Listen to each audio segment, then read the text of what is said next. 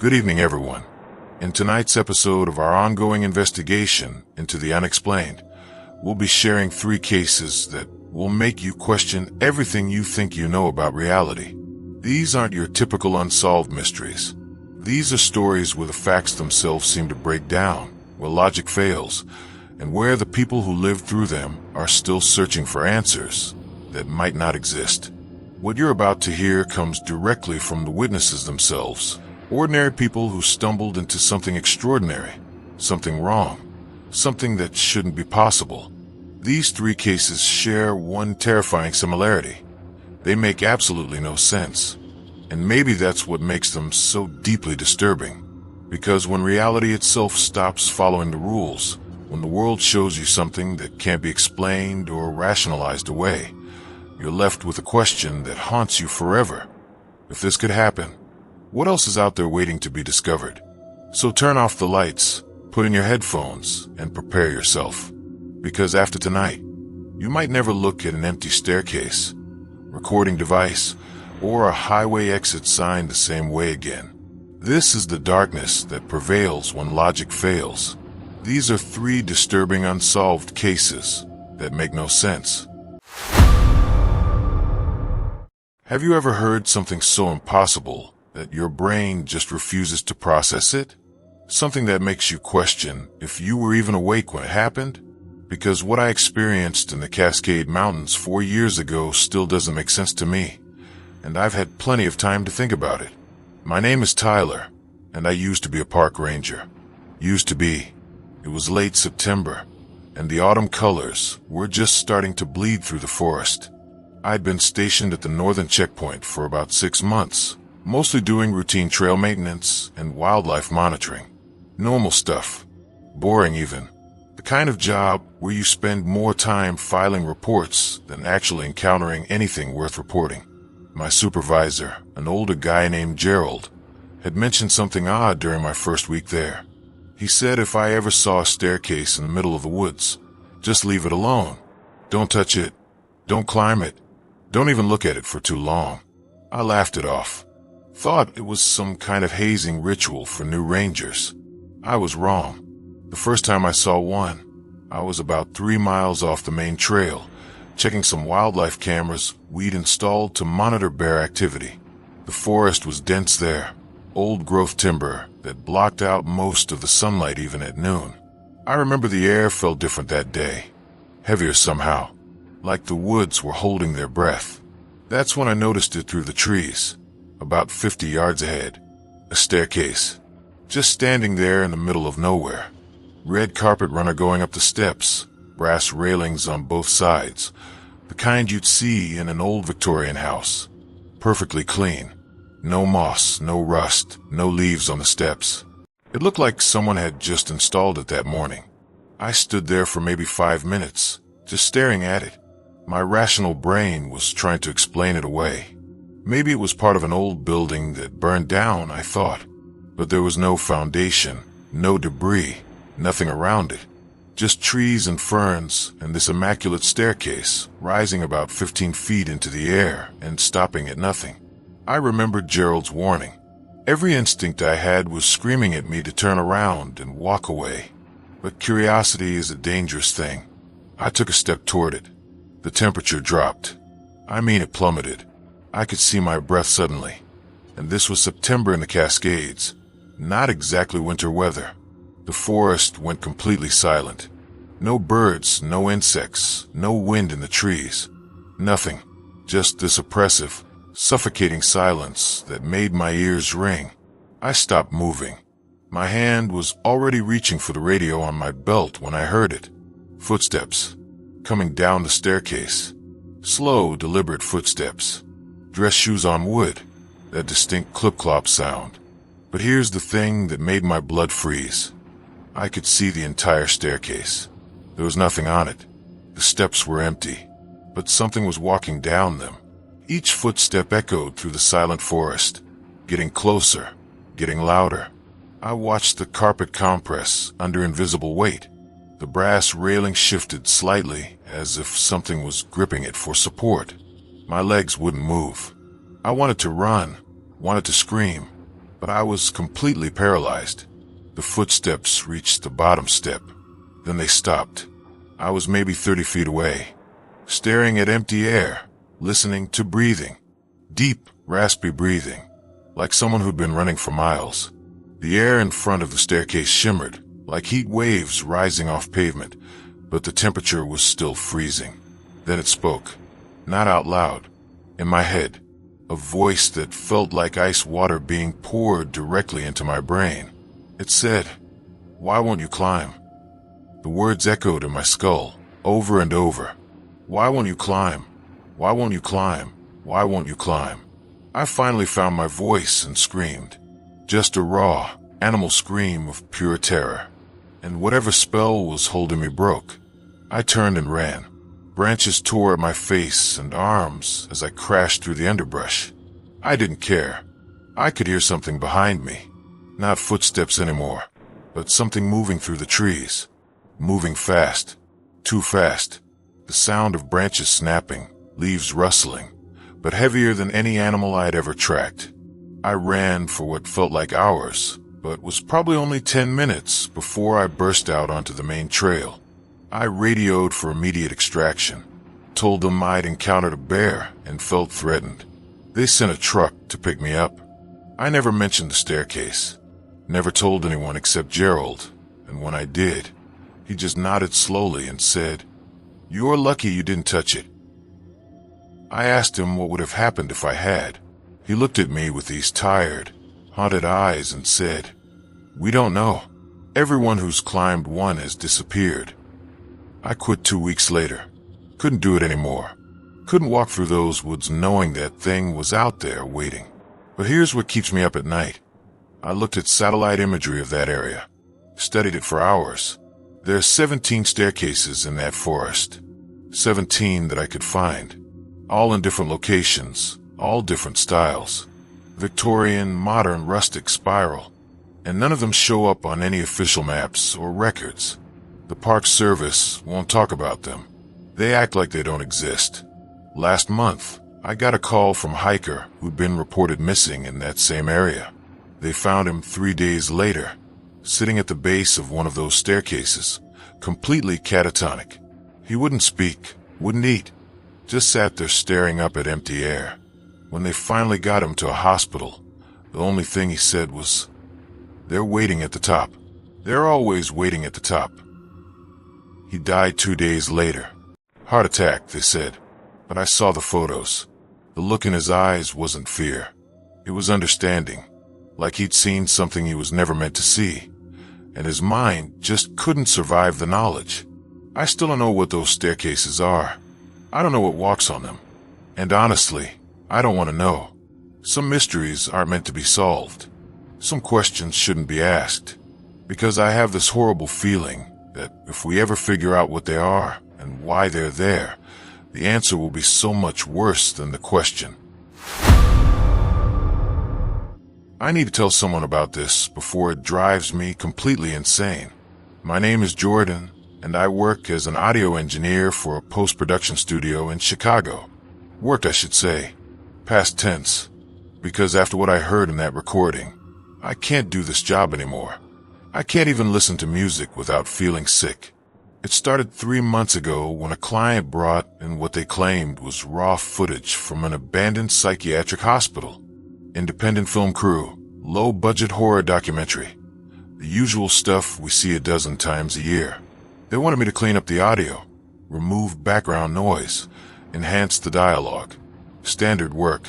The footage was shot in the Westbrook Institute, this massive Victorian-era asylum that shut down in 1987 after a series of patient deaths. The place had been empty for decades. Our clients were filming in the basement level where they used to keep the most severe cases. I started the job on a Tuesday night. The studio was empty except for me, which was normal. I prefer working late when it's quiet and I can really focus on the audio. I loaded the first file and hit play.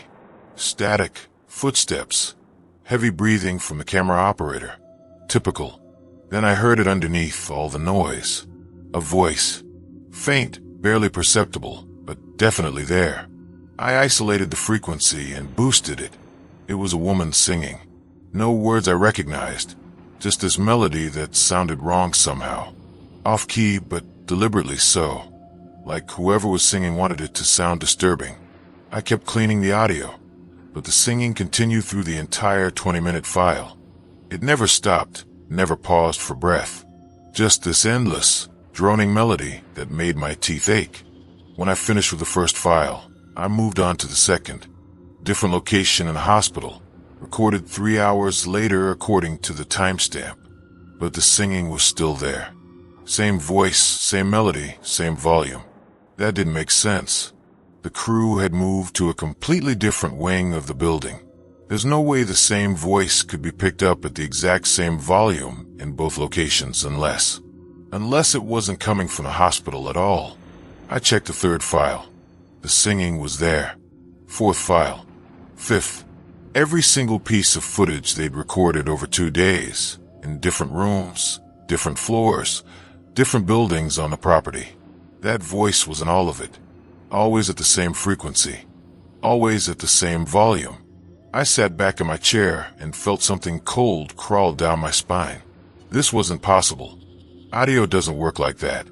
Background noise changes based on environment, distance, interference. But this voice was identical in every recording, as if it had been burned into the audio at the source, or as if something had been following the crew the entire time they were there, singing directly into their equipment. I almost called the client right then. Almost. But professional curiosity got the better of me. I wanted to understand what I was hearing. I pulled up a spectrogram, a visual representation of the audio frequencies. That's when things got really wrong. The singing created a pattern in the spectrogram. Not random noise, but a deliberate shape. Words. Help me. Repeated over and over in the frequency visualization. I've been doing this for 12 years. I've analyzed thousands of hours of audio. Random sounds do not create legible text in spectrograms. That requires intentional manipulation or incredible, impossible coincidence. My hands were shaking as I ran the audio through a reverse filter. Sometimes hidden messages are embedded backwards in recordings.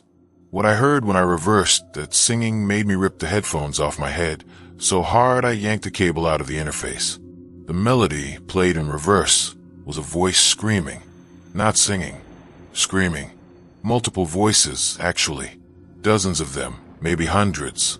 All screaming in perfect, horrible unison. And underneath that, barely audible, a low voice speaking in what sounded like Latin. I don't speak Latin, but I know what prayers sound like.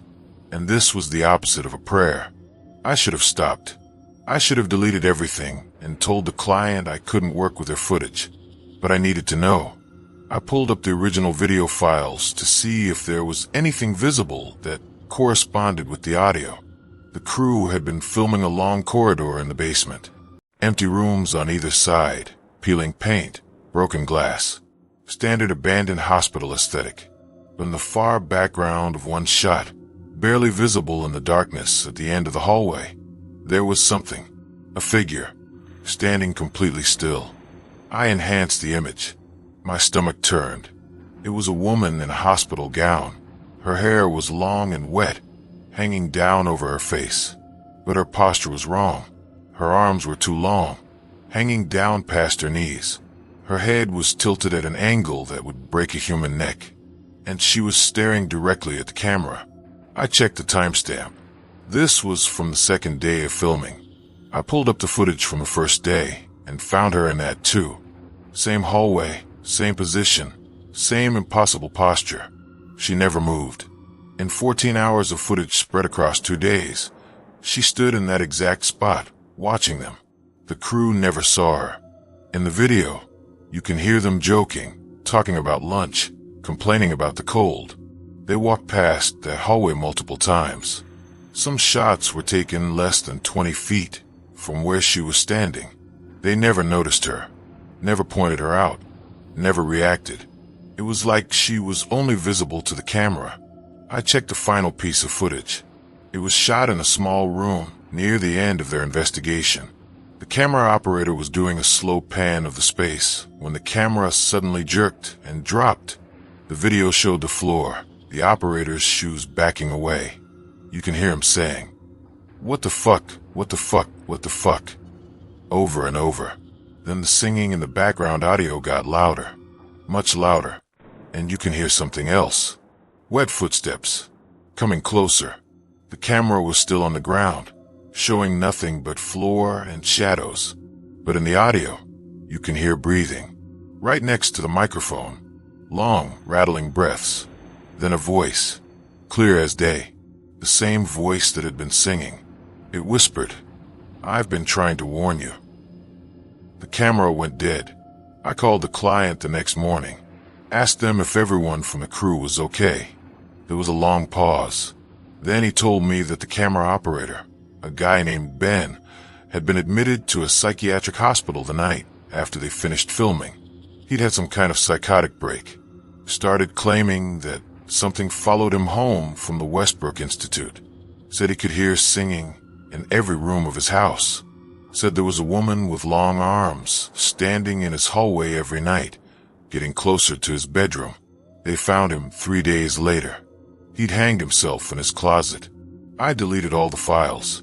Told the client I couldn't complete the work due to technical issues. But I kept one copy, one file. I don't know why. I've listened to it maybe 100 times now. The singing has changed. It's gotten louder. And I swear to God, it's saying my name now. Jordan, Jordan, Jordan. Over and over in that off-key melody. Last night I saw her, standing at the end of my hallway. Arms too long, head tilted wrong. I didn't imagine it. She was there. And when I turned on the lights, there were wet footprints leading from my front door to where she'd been standing. But I live on the 4th floor. There's no way anyone could have gotten in. I'm writing this because I think I understand now what that voice was trying to say. It wasn't asking for help. It was warning us not to listen, not to look. Because once you hear it, once you really hear it, it knows you. And it won't stop until it finds you.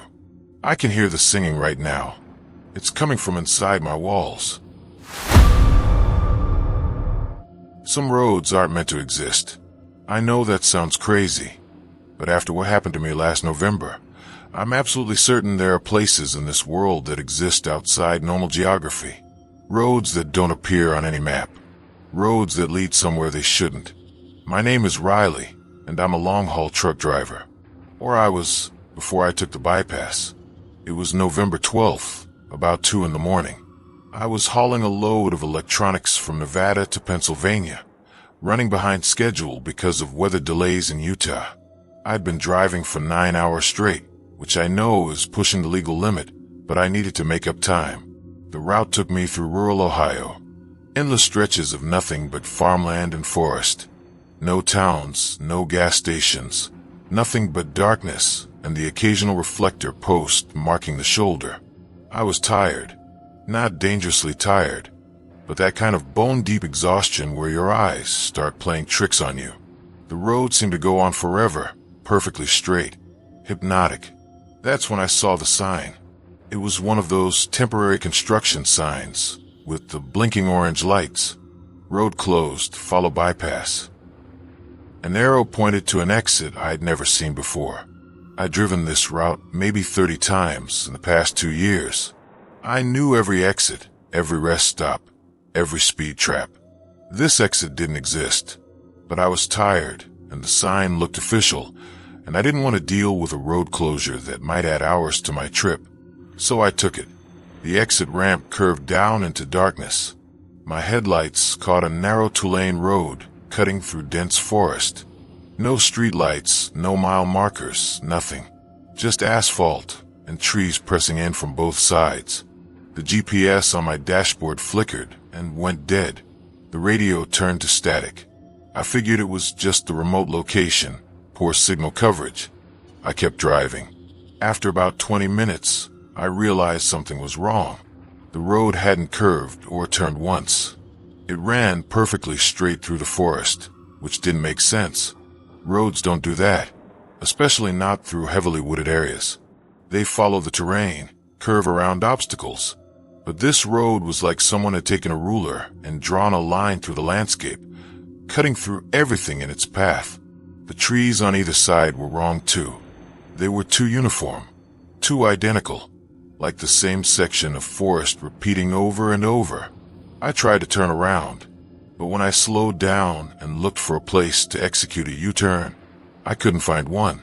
The road was bordered by those concrete barriers they use on highways, even though this was clearly a back road. No shoulders, no turnoffs, no breaks in the barriers. I had no choice but to keep going forward. That's when I noticed the mile markers. They were counting backwards. 50, 49, 48, 47. Like I was driving towards something instead of away from it. The first vehicle I saw was around mile marker 30. It was a sedan, pulled off to the side of the road, or I thought it had been pulled off. But as I got closer, I realized there was no shoulder. The car was just sitting there in the right lane, hazard lights blinking. No one inside. I slowed down as I passed it, and that's when I saw the driver's side door was open, key still in the ignition, a purse on the passenger seat, like someone had just gotten out and walked away. I radioed for help. Nothing but static. Mile marker 25, another vehicle. This time a pickup truck, same situation. Engine still running, door open, no driver. Mile marker 20, a minivan. Mile marker 15, a motorcycle lying on its side. All of them abandoned. All of them with signs of sudden departure. No crashes, no damage. Just empty vehicles with their lights on and engines running. By mile marker 10, I was close to panicking. I'd seen maybe a dozen abandoned vehicles, all in the same condition. And I still hadn't seen any way to turn around or exit the road. The forest on either side had gotten darker somehow, if that was even possible. The trees looked dead, skeletal branches reaching toward the road like clawed hands. And it was quiet, too quiet. My truck's engine sounded muffled, like I was driving through cotton. Mile marker 5, I saw the first body. It was lying in the middle of the road, curled up in a fetal position. I slammed on the brakes, my heart hammering. The body was wearing a trucker's uniform, just like mine. As I sat there, hands shaking on the wheel, the body twitched. Just a small movement, like it was breathing. I hit the gas. I didn't care. Whatever was happening, I needed to get out of there. Mile marker 1, the road ended. Not gradually, not with a sign or a barrier. It just stopped. My headlights showed asphalt, and then nothing. Darkness so absolute it looked solid, like I was about to drive off the edge of the world. I slammed on the brakes and sat there, engine idling, staring into that impossible void. Then I saw the lights. Hundreds of them, maybe thousands, hovering in the darkness beyond the road. Not stars. These were moving, shifting, pulsing with a sickly yellow-green color. And they were getting closer. Something hit the side of my truck. A hand, I think, but wrong. The fingers were too long, the joints bending in directions they shouldn't. More hands started hitting the truck, pounding on the doors, the sides, the roof. I could hear voices outside, dozens of them, all saying the same thing. Join us. Join us. Join us. I threw the truck into reverse and floored it. The mile markers started counting forwards again as I reversed. 1, 2, 3, 4. The pounding on the truck stopped. The voices faded. I kept the pedal down, doing maybe 40 miles an hour in reverse, not caring about control or safety. I just needed to get away from whatever was at the end of that road. At mile marker 20, I risked a glance in my mirrors. The darkness at the end of the road was following me. It was spreading, consuming the asphalt, the barriers, the abandoned vehicles. Everything it touched simply disappeared into that absolute black void. I made it to mile marker 45 before I saw a normal road appear ahead. The concrete barriers ended, replaced by regular shoulder and forest. The moment my truck crossed onto normal asphalt, everything changed. The GPS came back online. The radio started working, and I was back on a regular Ohio highway. According to the GPS, I hadn't moved. I was exactly where I'd been when I took the exit, but 2 hours had passed. I pulled over at the next rest stop and checked my truck. There were handprints on the side panels, dozens of them, but they weren't normal handprints. They were burned into the metal, like someone had pressed red-hot hands against the truck, and they were too large, the fingers too long, just like what I'd seen in my headlights. I took photos. I filed a police report. They looked at me like I was crazy and suggested I get some sleep. I went back a week later, during the day, with a friend driving behind me as backup. We found the exit. The sign was still there, rusted and faded, like it had been there for decades instead of days. But the road it pointed to was gone. There was nothing but forest. We walked into the trees where the bypass should have been. About 50 yards in, we found them. Vehicle parts.